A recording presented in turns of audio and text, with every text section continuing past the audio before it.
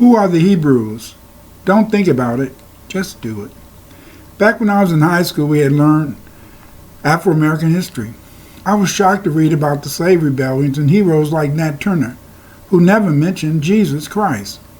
This was strange to me because every day in Sunday school we learned about Jesus and always ended our prayers in Jesus' name, hoping Jesus would carry our prayer to God, Yahweh, Jehovah, etc. This made me wonder, why didn't the leaders of the slave rebellions recognize Jesus when they carried out their rebellions? So I decided to not just think about this historical fact, but to do some research to answer my question. Why did Nat Turner and the other leaders recognize only God when conducting their slave rebellions? In this video, we will discuss the history of the Hebrews. The Hebrews were a people who originated in Egypt, according to the Bible. The Hebrews later made an exodus from Egypt and founded the states of Israel in northern Levant and the state of Judah in the south. These states remained viable up until 722 BC, when Israel was conquered by the Assyrian Empire. The kingdom of Judah existed as an independent nation until 586 BC. The Chronicle of Jeremiah makes it clear that by 700 BC, Hebrews were west of the Nile River. After an interval of 5 years, he mustered together the Babylonians, Cudians, Avim, and Bnei Hamat, and the Sepharvaim, and then going against Judah, besieged all the fortified cities of Judah, among the 150 places in which were the tribes of Judah and Simeon. He besieged them and took them captive, and sought to bring them to Lala and Habor, to the other tribes. Hearing that Tirhakah, king of Ethiopia, whose land was near Egypt, had rebelled against him, he took with him the tribes of Judah and Simeon, and ascended the mountains of Ethiopia to wage war with the Ethiopian king, and to test the strength of the tribes of Judah and Simeon. He then took these tribes and concealed them behind the mountains of the darkness on the other side of the river of Ethiopia. Concerning then the prophetess Athariah, the daughter of Pusei, prophesies, "They shall bring my offerings." This was the fourth captivity brought by Sennacherib, king of Assyria. The Hebrews, due to constant conflicts in the Levant, early migrated to North Africa. Over time, they expanded across North Africa to Morocco. From here, they migrated southward into the Saharan and Sahel regions. The Hebrews are mentioned in many West African documents, including the Tariq al-Sudan and the Tariq al-Fatash. These Hebrews, mainly from the state of Judah, built many villages and states in the western Sudan. These Hebrew states were made part of the Ghana, Malay, and Sangay empires. As a result, Hebrews probably came to pre-Columbian America with Imbu Abu Bakari of ancient Mali, who sailed with 35,000 Malians to the New World in 1300s. As African Muslims from Morocco and Senegambia took control of Spain and Portugal, African Hebrews established themselves in Iberia. They remained as a rich and prosperous community in Iberia until 1492. In 1492, the Moors were forced out of Iberia. Here's a picture of one of the Moorish leaders leaving Iberia with his troops. Europeans recognized that the Hebrew Jews of Western Europe were black. James Shapiro and Shakespeare and the Jews wrote that the accumulated experience of over 100 years of travel, trade, and conquest had convinced Europeans that some of the accepted stereotypes of Jewish racial otherness, including the belief that Jews were black, need to be qualified. When William Burrington jotted down his impressions of the Jews in the synagogue in Amsterdam in 1635, he noted that the Jewish men are most black and insatiably given unto women. Drawing here on contemporary prejudices linking blackness and lasciviousness. And when the Scottish minister Robert Kirk toured London in January 1690, he also paid a visit to the synagogue, there where he observed over 200 Jews worshiping. He noticed in his journal that they were all very black men and indistinct in their reasonings as gypsies. By the end of the 17th century, works like the English translation of François Maximilien mission, A New Voyage to Holy, made clear that it is a vulgar error that the Jews are all black.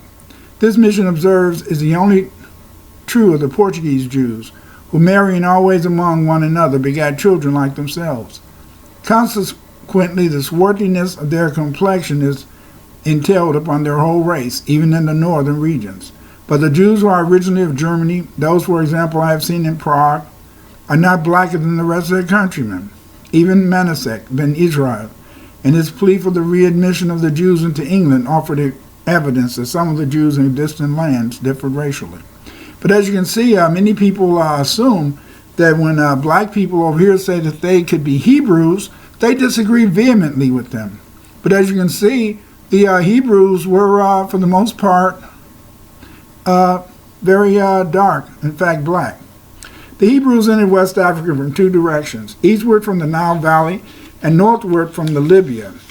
John Porgy, in his translation of Leo Africanus' History and Description of Africa, wrote that at this day, I quote, also the Abyssinians are firm upon Nilus and toward the west. There inhabited a most populous nation of the Jewish stock under a mighty king, and some of our modern cosmographers set down a province in those quarters which they called Land of the Hebrews, placed between Abyssinia and the Congo. On this map we see the kingdom of Gorham. We find the area outlined by a red box, an area called Jews exiled. West of this kingdom we find the Loango nation.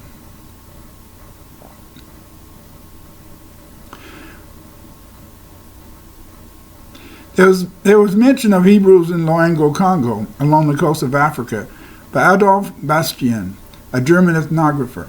Maurice Fishberg, a Jewish-American physical anthropologist, who wrote about the ethnology of the Jews, noted that it is stated, and I quote, that the Falashas are not the only Jews of Negro race.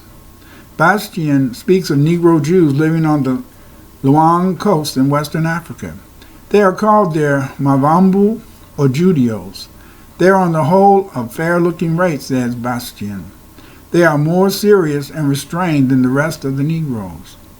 Although in other places they are despised, here they take a dominating position, or at least such as to be respected and partly even feared, because they are rich and have most of the commerce in their hands. The same author claims that though they are of Negro race, still he detected Semitic facial features in their physiognomies. Even in Madagascar, a traveler has discovered Jews. Seabray mentions that in Ambohipino, on the east coast of that island, he met natives who called themselves Zafi Ibrahim, or descendants of Abraham, and who claimed to be altogether Jews. But I could not detect any difference in color, features, or dialect between them and the other people of the eastern coast, comments the author. The kingdom of Loango was situated in the western part of the Republic of Congo. The Loangoans exported copper and cloth. Duarte Lopez, ambassador from the Holy See in Rome to the Congo in 1585, related that, and I quote, Loango is a friend of the king of Congo, and is said that he was a vassal in past times. The king of Loango did not allow European slave factories in his nation. The ruler of the Loangoans was chosen from the female line.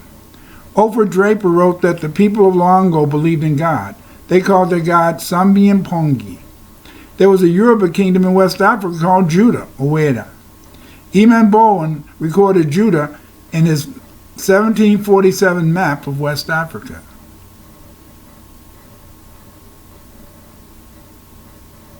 The kingdom of Weda was an important center of the slave trade. The people of Judah, Weda, sold many slaves to the Europeans. The Wedans plundered the interior to acquire slaves. If necessary, they also sold their own people into slavery. The kingdom of Weda, 1700, was conquered by the Akan-speaking people of Ghana. The first Hebrews came to the Americas as freemen from Iberia. During the Atlantic slave trade, many Hebrews were sold into slavery after their communities were destroyed by slave traders. Afro-American Hebrews claim that the Bible foretells the enslavement of Hebrews in the Americas. In Deuteronomy 28:68 we read, and I quote, And the Lord shall bring thee into Egypt again with ships, by the way whereof I spoke unto thee. Thou shalt see it no more again. and there ye shall be sold unto your enemies for bondsmen and bondswomen, and no man shall buy you. This is an interesting quote, but again, many Hebrews in the Afro-American community believe that this is a testimony to their origins and the fact that many Hebrews came here during the slave trade. In the United States, many of the slaves forgot their Hebrew heritage. It appears that the Afro-American slaves up to the rebellion of Nat Turner believed in Yahweh instead of Jesus. This suggests that they were practicing Hebrewism. As a result, African Americans called on Yahweh to liberate them from slavery when they organized slave rebellions. The three most well-known slave revolts or conspiracies were those of Gabriel Prosser, Denmark Vesey, and Nat Turner. Gabriel Prosser was a deeply religious man. He often dreamed of forming an African state in the United States. This led him to begin to formulate plans for an uprising in the spring or summer of 1800. On the slaves' days off, he discussed his plans with men who wanted freedom. On Sundays, he would visit Richmond, Virginia to locate the stores of arms and ammunition and strategic sites so his forces would be prepared for their attack on Richmond. Gabriel's plan was to attack Richmond with his forces divided into three wings. The right wing was to capture the arsenal and seize the guns, while the left wing could take the powder house.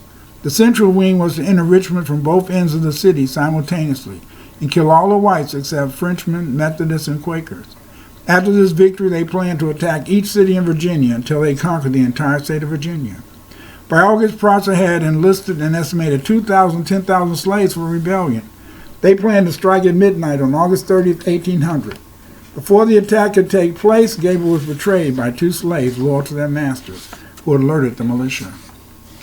Gabriel, unaware of his betrayal, went ahead with his plans, and about 1,000 slaves met with him at a rendezvous point outside Richmond.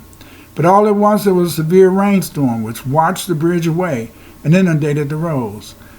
This caused Gabriel to postpone the rebellion, but before he could carry out his plan, he was arrested and tried. At the trial, Gabriel made a stirring speech, and I quote, "I have nothing more to offer than what General Washington would have to offer had he been taken by the British and put on trial by them. I have adventured my life in endeavoring to obtain the liberty of my countrymen and a willing sacrifice of their cause, and I beg as a favor that I may be immediately led to execution. I know that you have predetermined to shed my blood. Why then all this mockery of a trial? To say we know that if he carried out his plans on 30th of August, he could have probably liberated the slaves of Virginia." Another great Afro-American hero is Nat Turner. Nat Turner led a revolt in Southampton, Virginia on 21st of August, 1831. Leading 6 slaves, Turner killed 60 whites and liberated many slaves. His force grew to 50 brave men which fought the whites until they were stopped by the militia. Nat Turner was captured after hiding in the forest for months. He was tried and hung the next month. After the slave revolt of Nat Turner, Americans were no longer allowed to have their own religious services.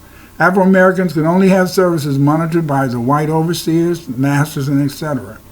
During this period of white supervision of Afro-American religious services, Afro-Americans were taught to look to Jesus for salvation and remain peaceful as followers of Jesus. The pre-Nat Turner Afro-Americans believed that Yahweh would free them through their own efforts. There were other Hebrew communities in other parts of the New World. There were Hebrews in Jamaica and Suriname. Dr. Fitchburg wrote in Jews, Race, and Environment that the most curious class of Negro Jews is said to have existed in Jamaica and Suriname. In Jamaica, there was a very large degree of intermarriage of the Spanish and Portuguese Jews with Negroes. And today, there's said to be there a very large colored population bearing Jewish names, but nearly all of whom have, however, lapsed from Judaism. About 150 years ago, a new half-breed colony was constituted in the neighborhood of Suriname, which was the result of intermarriage between Jews and Negroes. They developed their own peculiar language, the Jotongo, or Jew language. Dr. Lotz describes this dialect in detail. The first settlers were partly English and partly Jews, who came from Brazil and Cayenne, and who spoke Portuguese. Both spoke to their slaves their own language, which the Hebrews in Suriname spoke in their own language. The language of these Hebrews in Suriname was Portuguese and Hebrew. Their language was called the Jotongo. In this manner, I quote, In this manner, two new languages, Negro English and Negro Portuguese, were developed, which in time coalesced, and new terms and expressions common in both were developed. The Jew Negroes at first spoke a corrupted Portuguese combined with Hebrew and native words. At the time when Dr. Lutz visited, this language was yet spoken by some Negroes who worked on Jewish plantations, but was being replaced by the Negro English dialect. This class of Negro Jews is visited by some dilettante who cares little for making sure about his facts, might have been described as the remnants of the 10 lost tribes, or Semitic Negroes, or whatnot. It shows how careful we must be with description of Jews found in various parts of the world. Also, this indicates that there's more to this whole idea, that there were already, in a sense, Hebrews here, you see. And although this European Jew was ready to not really look at the reality that there could have been black people who were Jews, he would rather refuse to look at this idea. But the information, especially when we look at the discussion of Jews in Europe in the 1600s, most of those Hebrews were black. The most famous Hebrew slave was probably Uludu Equinan, who mentioned the fact that his Igbo fellow countrymen practiced Hebrew customs. Uluda wrote that, "Such is the imperfect sketch my memory has formulated me on the manners and customs of a people of whom I first drew breath, and I cannot forbear suggesting that has long struck me very forcibly, namely the strong analogy which even by this sketch, imperfect as it is, appears to prevail in like manners and customs of my countrymen and those Jews before they reached the promised land." In other words, in the sense, Uluda Equiano found that many of his Igbo brothers were probably in the past maybe Hebrews who had somehow lost their way. It is clear that Hebrews have a long history in the United States before and after Columbus. It is obvious that the pre-1800 slaves who read the Bible were practicing the Hebrew religion. These Afro-Americans worshiped Yahweh and saw him as their liberator and God. It was only after the Nat Turner slave revolt that blacks began to see Jesus Christ as their Savior. After doing this research, I now understand why Afro-Americans looked to Yahweh instead of Jesus up to the 1800s. It illustrates again that if you have interest in finding out about a specific phenomenon, don't just think about it. Take the